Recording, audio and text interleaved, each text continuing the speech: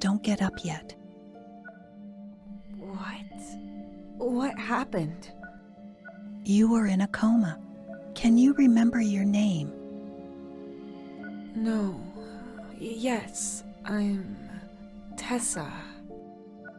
Good. Do you know what happened? Oh, my head. It's like it's been split in two. Was I in an accident? Yes. Can you remember any of it? Not really. I know I woke up in a sleeping pod. Then tell me everything you do remember. From the start. I was freezing. That's the first thing I noticed. That's when I knew something was wrong.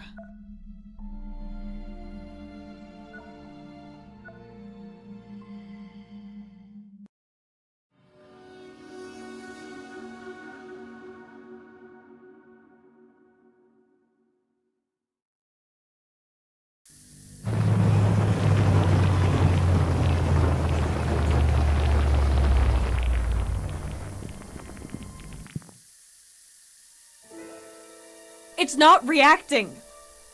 Oh. What? Mark? Mark! Where are you? Something's wrong here. Have we crashed? Oh, my whole body hurts. His sleeping pod is empty. He probably got woken up by the system after the crash and must have ran to the cockpit. He could have woken me up too. I should look for him and... ow! Oh! Damn it, I'm stuck. All I can move is my arm.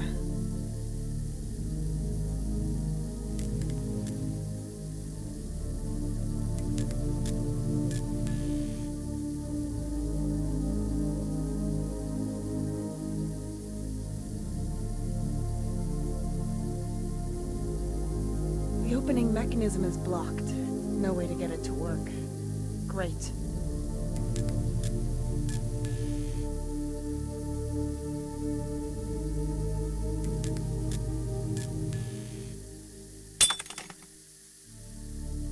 Sharp and pointy.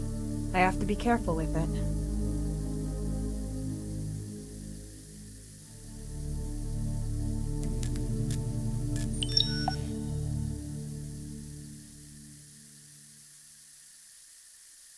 Ah! The shard is sharp and too slippery to get a hold of without injuring myself.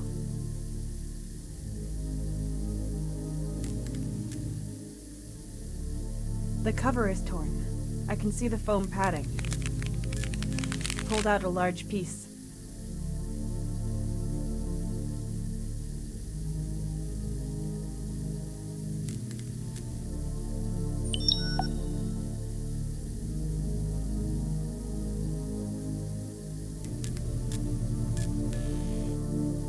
Yes, that works. Now I can hold it without cutting myself.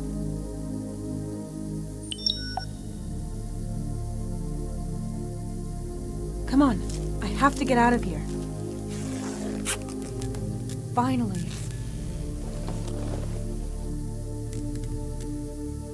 First of all, I need to get my spacesuit on. It's freezing. So that's why it's cold.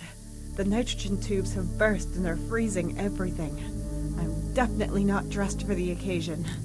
I'm cold enough as it is. I should probably wait on this. Mark? Cockpit, this is Tessa. Mark, can you hear me? Cockpit, this is Tessa. No reply. That either means there's a technical problem or Mark is... I need to get to the cockpit now.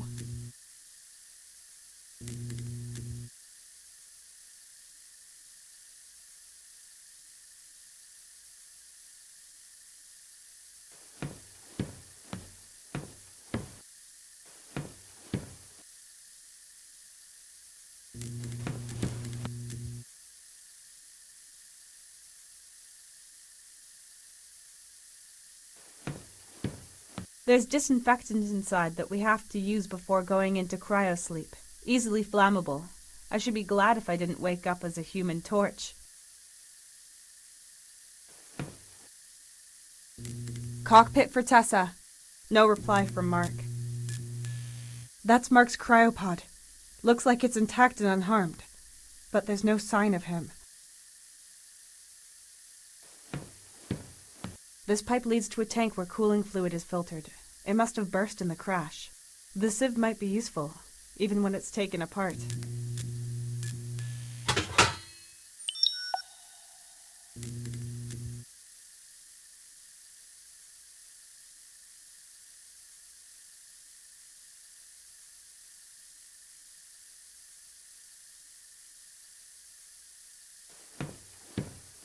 A detached metal bar.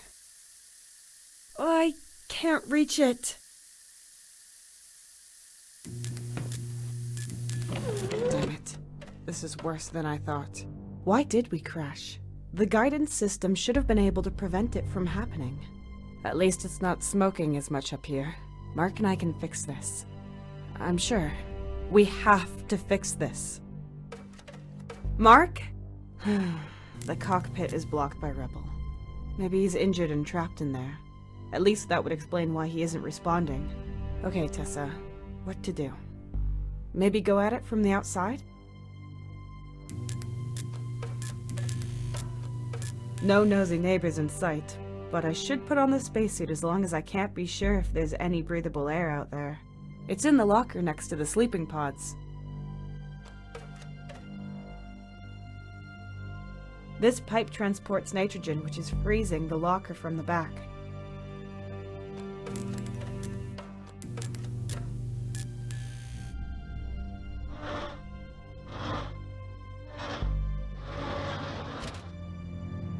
That might have stopped the nitrogen.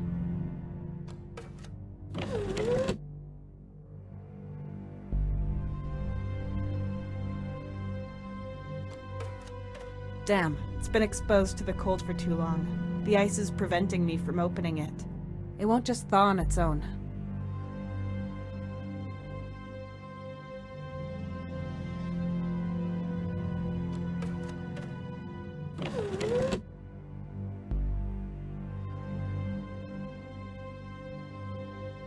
The cables are broken and the insulation is gone. I have to be careful. A crate. Standard color, standard size, standard contents. Empty. That's the door to the hold, but it won't open. I need to find another way forward.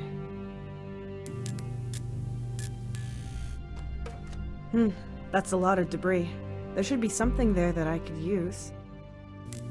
A thin, pointy piece of metal. A few bolts. I'll just take all of it.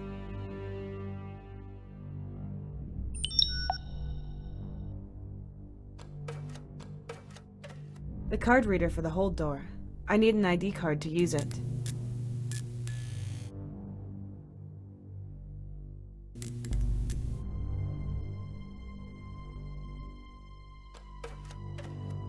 The hull is torn.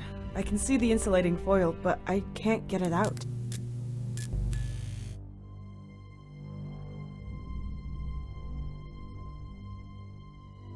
Sometimes you just have to break things even more before you can repair them.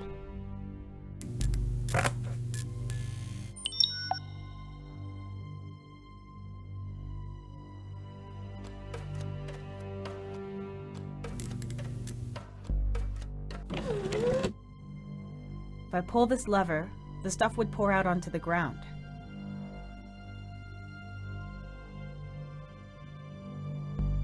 Looks like a bowl, but it's actually a sieve. Liquid would just seep right through.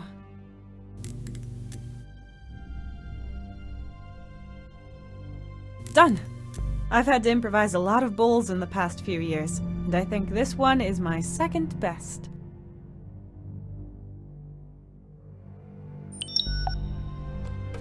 I should be able to use this to collect and transport the disinfectant.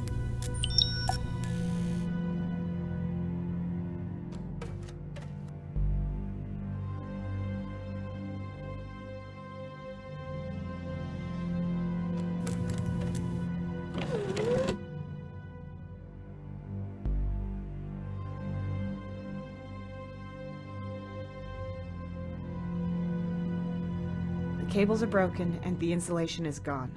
I have to be careful.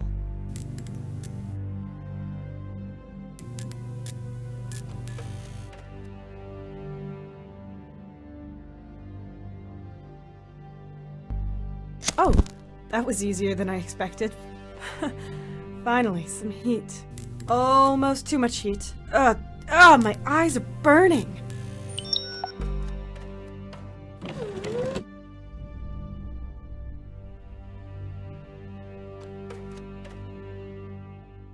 This should hopefully thaw the ice if I have enough fuel.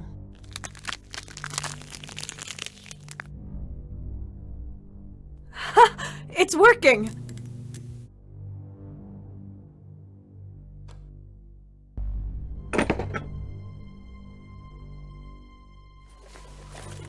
Oh, that's nice. So comfy and warm. Watch out, foreign planets. You can't scare me anymore. Well, at least not with cold temperatures. But I won't put the helmet on until I go outside. There's something in these pockets.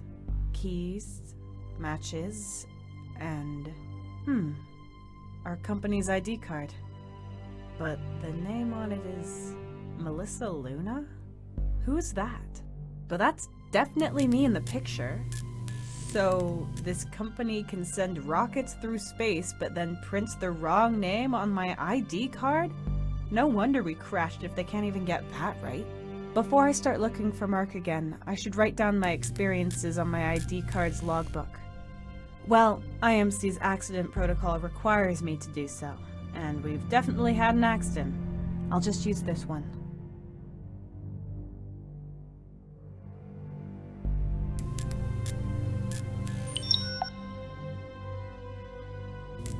Strange. This data is pretty similar to mine. It's almost a complete match. But the numbers and the date of birth are shifted by one. 1 day, 1 month, 1 year. But the biometric data is correct. I'm sure the picture is wrong. And the other thing is a coincidence? I don't recognize the name though. Weird.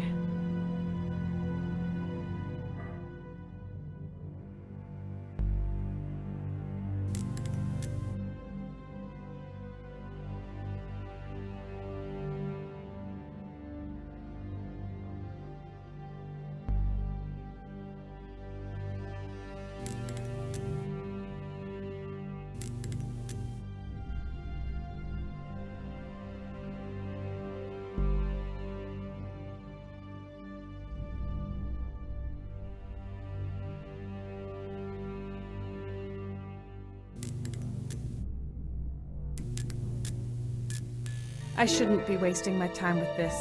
Examine planet, find Mark, repair ship, survive. That's all that matters. Focus, Tessa.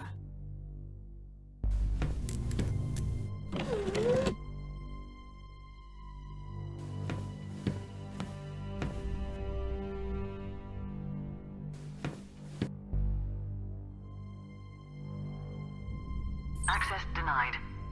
Strange. That's my card, and the bioscanner should confirm that it's me, and that I have access. Something isn't right here.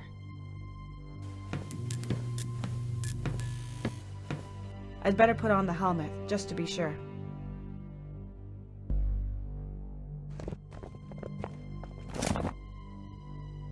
Okay, let's go.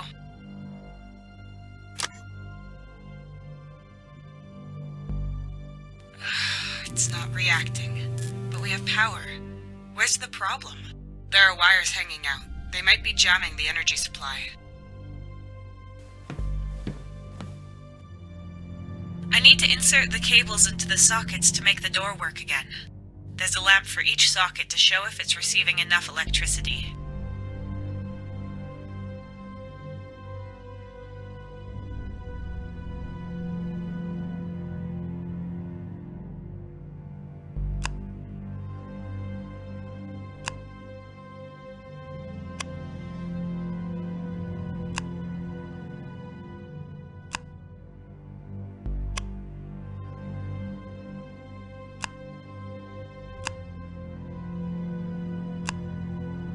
Okay, the cables are where they should be. Now I can try the outer door again. I'm excited to see what's out there. Or I would be if I wasn't in this situation. I hope the door survived the crash. Yes! It's seen better days, but it's open.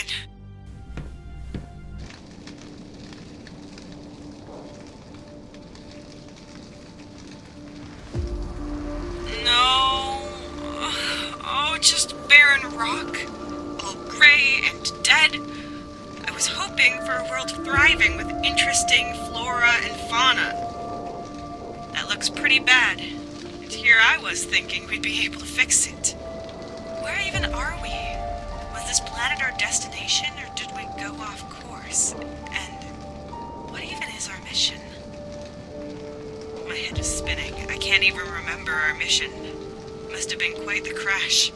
Or maybe the disinfectant was out of date. Nothing. Nothing at all.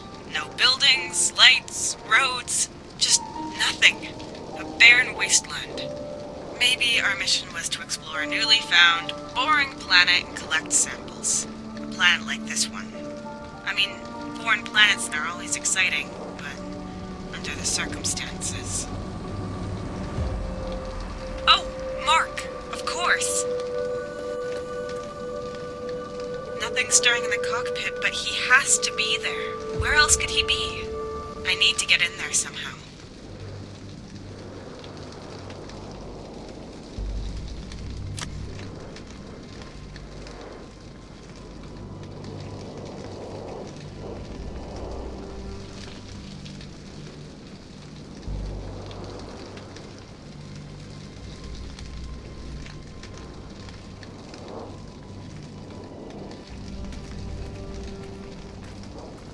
I can't see anything in there, just some flashing sparks.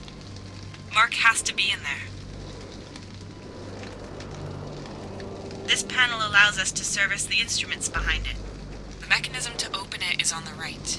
You usually activate it from the cockpit, so there has to be a way through. Rocks as far as the eye can see.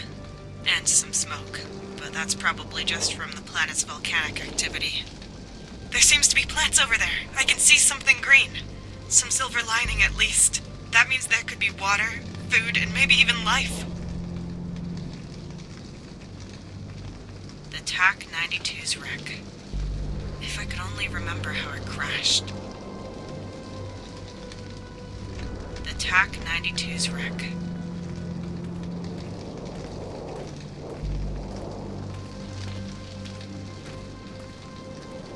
This used to be part of the landing gear. There are a few parts scattered inside.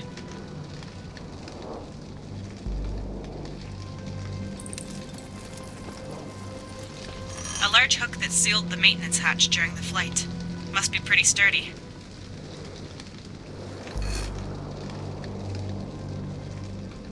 And the lever to open the hatch.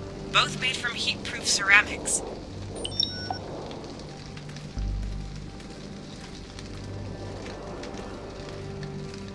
I can see some debris, but if Mark is underneath it, then there's no hope for him. He has to be in the cockpit.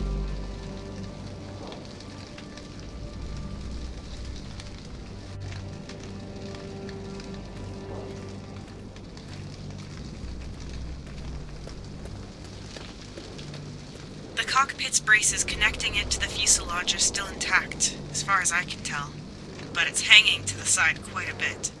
I'd better just leave it as is. Where the hell are we?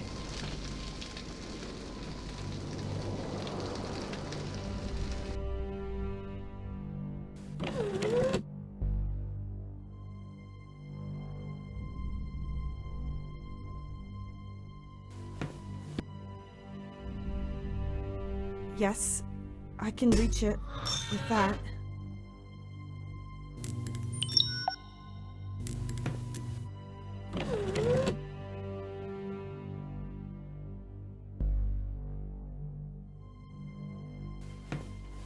Locked.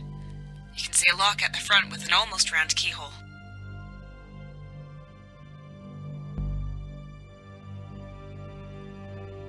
Perfect fit.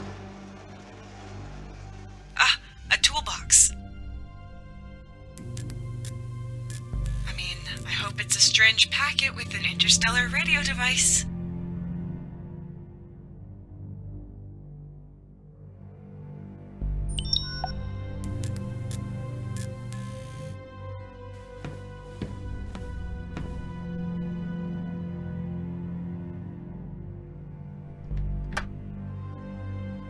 What do we have here? Screwdriver, sealant foam, and a blowtorch.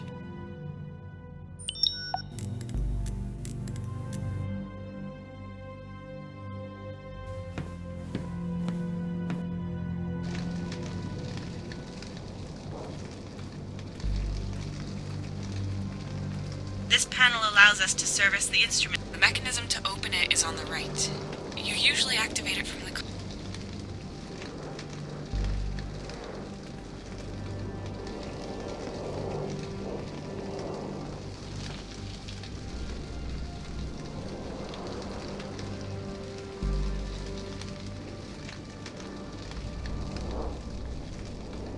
I can't get enough leverage with this. I should extend it before I try. A bit wobbly. If I could fasten it properly, the pole would have a pointed flat edge that I could use.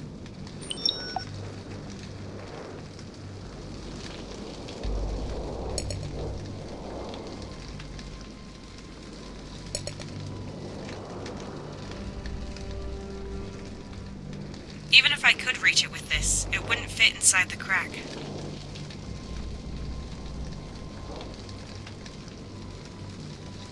Yes, that might work, but I have to ignite the burner first. Good, that works. The light's on. This helmet isn't equipped with welding goggles, but it should at least keep my eyes from melting.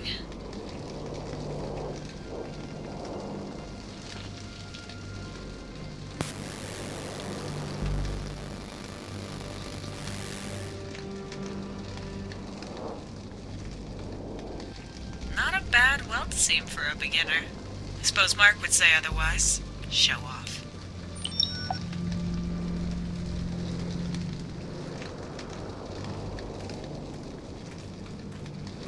This is where the mechanism should be.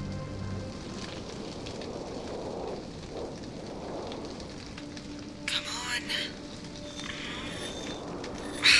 on. Mark would have been able to help me here. As if.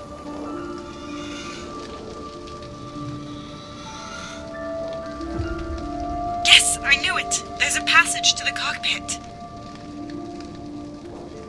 The mounts on this panel look solid. I have to try it. Unpleasant, but unavoidable. Carefully now.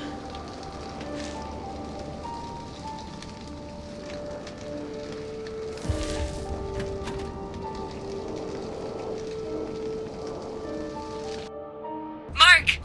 What? Nobody here. Did he just leave me behind? No, he would never do that. He would only go if he knew I wasn't in danger. And this is better than finding his body lying around. Wherever he is, we need help to get away from here. After breaking down, the first thing we need to do is send out an emergency signal. I hope someone will receive it. The earlier I get it done, the better. Mark has to wait. Right. Emergency signal. I need that console over there. It won't turn on. Probably no power. The power cells for the cockpit are behind the cover below. The power cell slots are behind it. I should open it, somehow.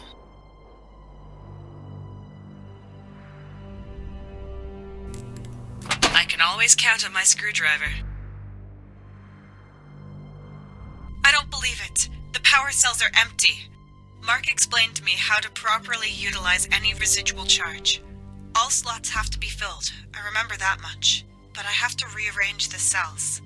If I relay the remaining energy to the communication transmitters, I might just be able to create a signal. But I'd also have to somehow broadcast the signal, and I need the control console for that. So both console and the comms need to be supplied with energy.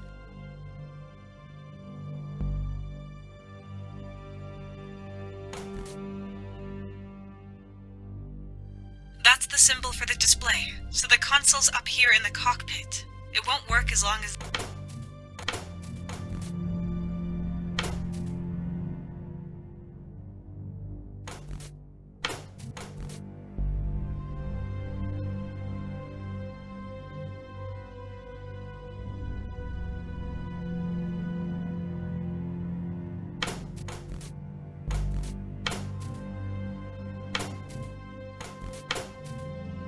Okay, the communication device and the display have as much energy as I can give them. Let's hope it works. Still works. Right then. Communication. Emergency signal. Low energy. Emergency signal cannot be activated. Low energy. Emergency signal cannot be activated. Low energy. Emergency signal cannot be activated. Low energy. Emergency signal cannot be activated. Damn it! Do something! You could at least make a little noise!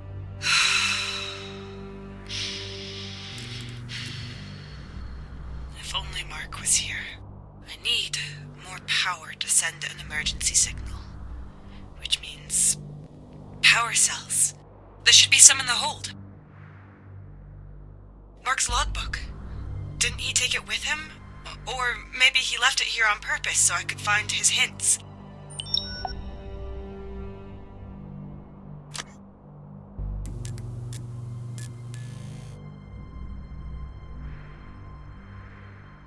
Mark's logbook. An old version, but he likes things retro. Maybe I can find some answers in it. It's not completely intact anymore. I'll remove the ID card. Then I can read the entries in my logbook.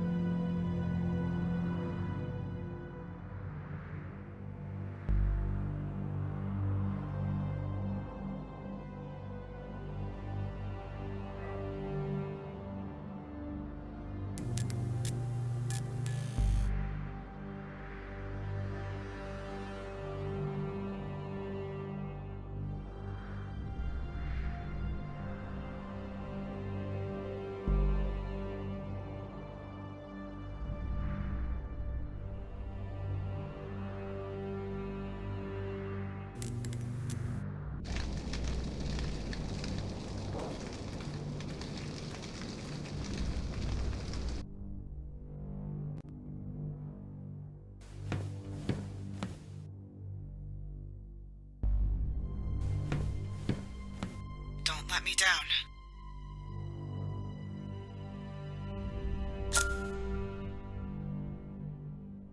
Accepted! Oh, it requires further authentication? There's security and then there's paranoia.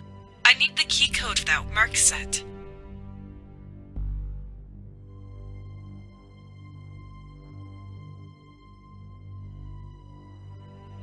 This is Mark Bennett's ID card. We've been on lots of missions together and are good friends.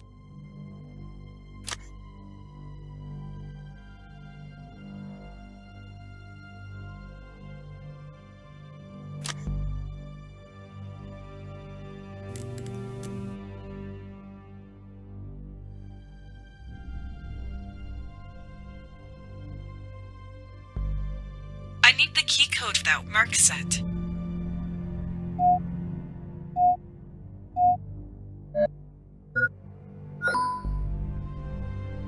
Mark secured it with his ID number.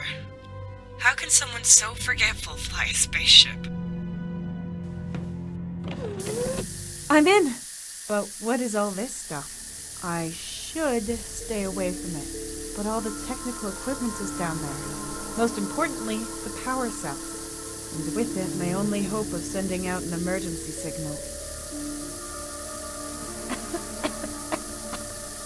I can't get any closer, but our equipment is down there, and so are the power cells. I need them to send an emergency signal. I could put on the helmet, but that won't help me if I can't even make out the ground.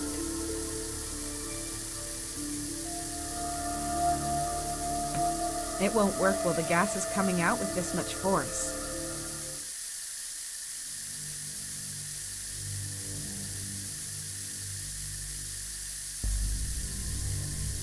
Could release the gas here if it wasn't all collected at the bottom.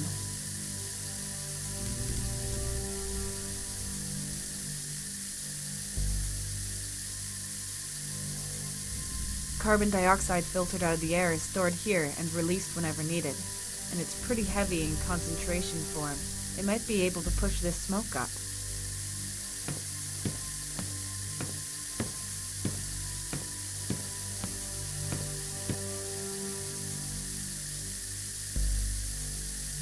Tank number 1 is still about 40% full and emptying very slowly. It's going to take hours for all the gas to release. Tank number 2 is filled with carbon dioxide. It's about 1.2% full and stable. Looks like it wasn't damaged in the crash. If I open tank 2, the gas will be gone within minutes. Yes, it's pushing the strange gas up, but there's still something coming through the leak.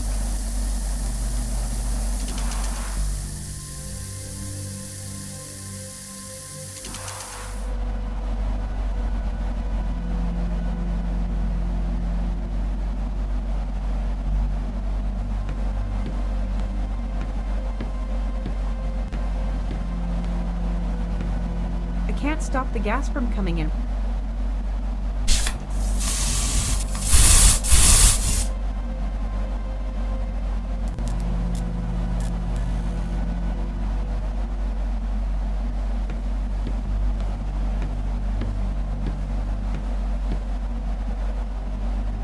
This tank is already open. I hope the carbon dioxide will push the gas up now, but I shouldn't be here when that happens.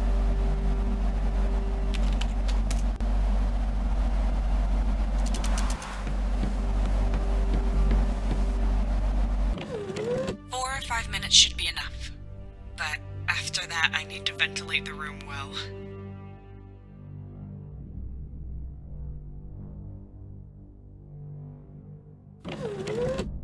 It worked! Mark isn't down there either, but neither's his body, so that's good. Did he get ejected? Did he leave? If so, where to? Pull yourself together, Tessa. So what? He's not here. You can manage on your own. All you need for an emergency signal are power cells.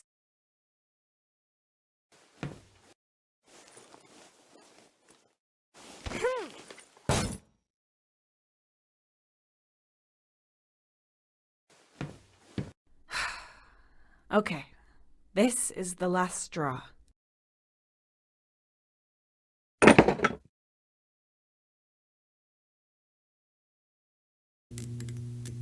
Goodness. Lots of junk, but no power cells. What now? What's this? Oh, a Cognitive Observation Research Entity, or CORE for short. We use these things to reach places we can't get to ourselves. They can fly, scan, send data, and are equipped with a speech module.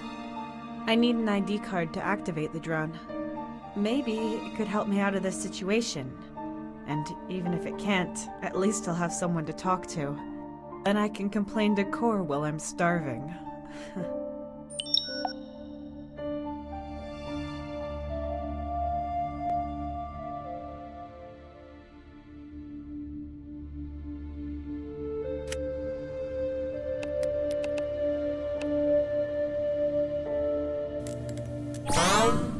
Unit activated.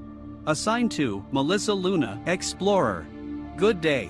Core ready to assist you, Miss Luna. Incorrect. Tessa Carter. That's my name. Name change, Tessa Carter. Confirmed. I am glad to be of service, Ms. Carter. What are your orders? Where should we begin?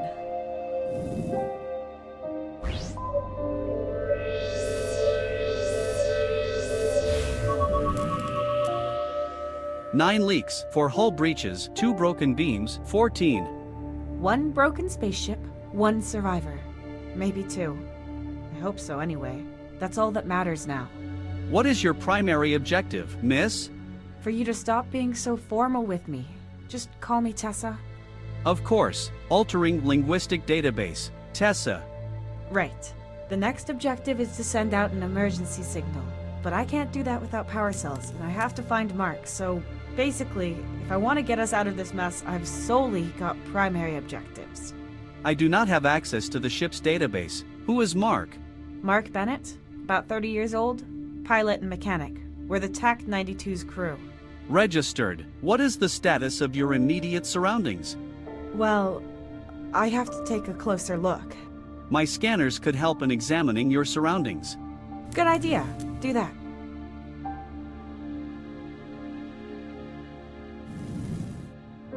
Nine leaks, 4 hull breaches. I know this thing's broken. I meant the surroundings. Let's just scan it outside. Confirmed.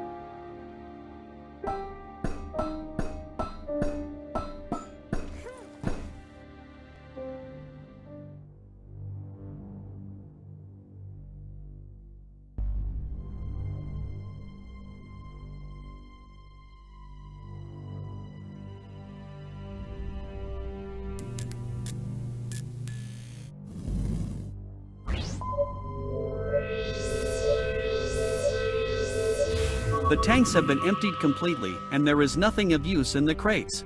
Whatever we are going to find on the planet, we can probably store it here.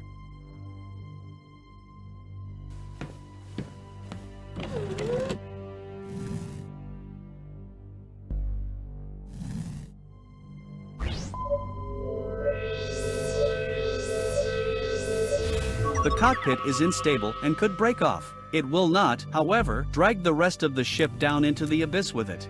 At least as long as there is no tornado or earthquake. In that case, the TAC 92 would fly again. Core, please!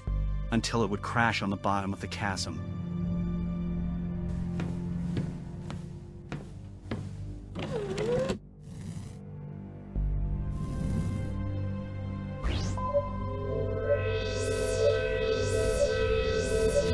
This room's hull is intact and stable. No dangers registered. The alarm, the smoke, and the sparks appear more perilous than they are. I am 91.1% certain.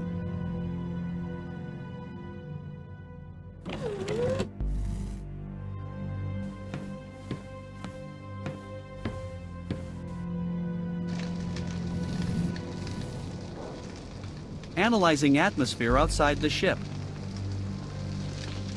Result, similar to Earth's atmosphere, breathable for humans. You can take off the helmet, Tessa. Good. I prefer it this way. It smells slightly burnt, but with the wind coming from over there, it kind of smells like stagnant water. Better than this canned air, anyway. Okay, here's the plan. We look for life, for some water and food, of course. And maybe keep our eyes peeled for any buildings or anything useful. No idea how long I'm gonna have to survive out here. The Intergalactic Mining Corporation should have already sent out a search party. I doubt it. Mark and I are just the advance guard, and it's not unusual for us not to be able to send reports. We don't have a set route, either. They'll start looking for us eventually. And by then, I'll probably be talking to a volleyball. My database has given me the meaning of volleyball, but I do not understand what it has to do with this crash. It's just something I thought of. I mean, never mind. We haven't got time for this. Please scan our surroundings. Scanning.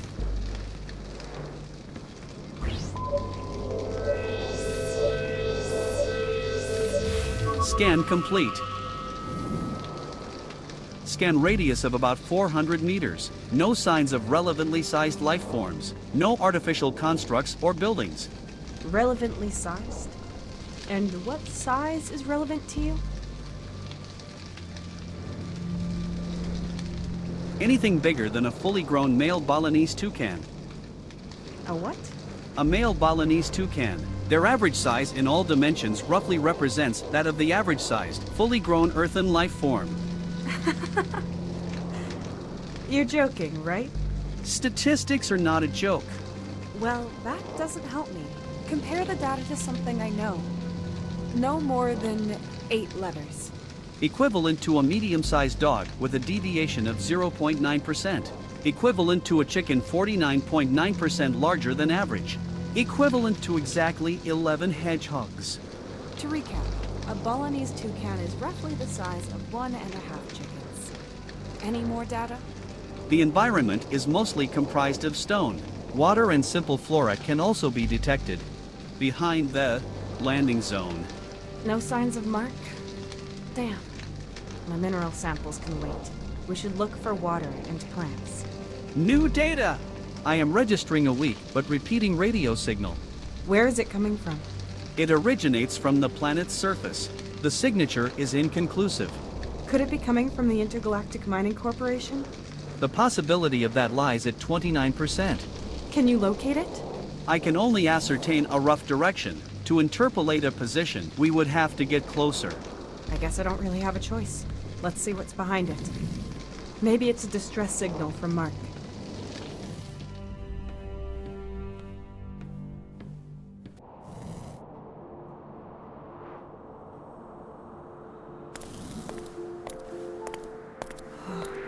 Incredible.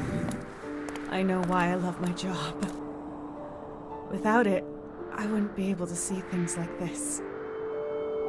We followed the crash's progression. These must be the plants you were talking about. Well, they're not flowers, Core, let me tell you. More of a smelly swamp. I do not categorize flora and fauna by their feel-good factor, unless you wish to update my software accordingly. In that case, I would request the following hardware as well. Arms. Okay, forget it. At least it's not just rocks again. What are those tiny lights? Small life forms. Interesting. A good sign there might be more to this planet. If we flew over this place with the TAC-92 before we crashed, could something have fallen from the ship that's now emitting the signal? Theoretically. But the ship's inventory was complete, so the signal I am receiving cannot originate from a technical device known to us. We can't get any closer. We need to get down there. You could slide and climb down those rocks there, but they are quite steep and porous, so you could not get back up again. So a one-way ticket then. My recommendation: remaining within the TAC-92. The ship's hull offers protection and Mark could return. Then you would no longer be on your own. It would be easier for you to find water together, as well as finding a way which allows for a return to the ship. But then we still won't be able to send the emergency signal. We should find out what that signal is that you're receiving. Agreed. Core, locate the signal and calculate the distance. Scan initiated.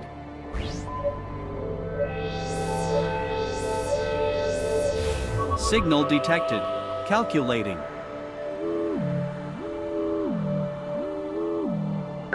Calculated distance, 9.4 kilometers. Possible deviation up to 21%. So about 10 kilometers, or about walking distance of 2 hours.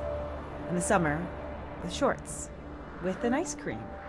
On a foreign planet with unknown dangers and terrain, wearing a spacesuit, though, might take a little bit longer.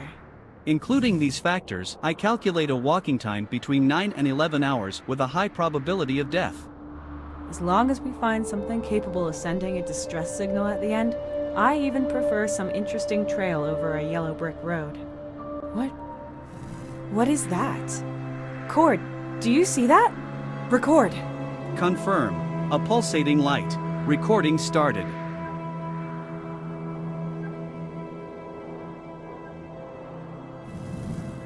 What was it? I could not detect any pattern and no repetition. It seemed to be completely random. And it came from the same direction as the signal. Okay, I've got to go there. Core, will the sun be setting anytime soon? In about 3 Earth hours. Compared to the Earth, days are slightly shorter here, however, so are the nights. I see. We'll spend the night on the ship and set out tomorrow. Information. There are about 3 to 4 days worth of sustenance readily available here for you, if you would like to wait for Mark. I don't know if Mark is lying around somewhere all messed up, or if he's looking for help, or if he's the one sending out that signal. Even if I ration my supplies, they'll be gone at some point. And if there's still no sign of Mark by then, I'm going to have to leave here. Then I'd have to brave the dangers of an unknown planet with hardly any supplies left. No, I think it's best I leave when I feel like it, and not wait until I can't put it off any longer. We're leaving tomorrow morning. Confirmed.